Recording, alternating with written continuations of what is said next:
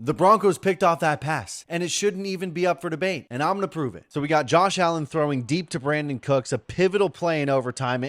I'll admit, in real time, I thought there's no way this is an interception, not because of the rule book, but because it just seemed to defy the laws of physics. Like, how in the world did Jaquan McMillan come up with that football? Well, here is how. Cooks appears to gain control as he and Jaquan go to the ground, but in the NFL, we know that's not enough. Cooks has to complete the process of the catch all the way through the ground. So what does that mean? Well, first, he has to secure the ball. Then he has to maintain control through contact with the ground, which he clearly does not do. When his body hits, the ball comes loose.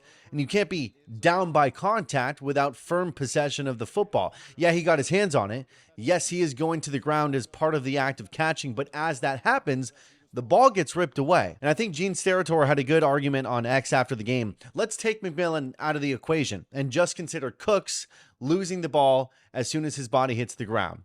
If the play happened exactly the same, but instead of ending up in the hands of the defender, the football lands on the turf, well, that's obviously an incomplete pass. In fact, a very similar scenario happened at the end of the Pats-Texans game when Xavier Hutchinson, he goes up for the ball and seems to secure it for a brief moment as he's going to the turf, but he doesn't maintain that possession through the ground. So it's an obvious incompletion, no controversy whatsoever.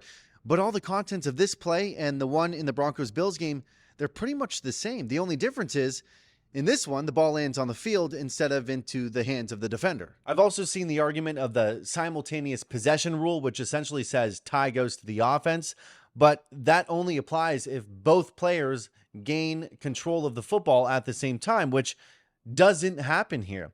Cook starts the process of the catch. McMillan is the one who finishes it, so by definition, that's not simultaneous possession.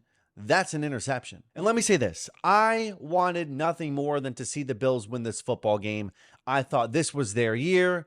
I believe in Josh Allen, but even more so, I believe anyone who's upset at the outcome here, your issue isn't with the refs. It's with your offense. The Bills committed 5 turnovers in this game. 5 turnovers. You can't win a football game doing that. A singular call from the refs doesn't decide the result of any game across any sport. Maybe don't put your team in that position in the first place.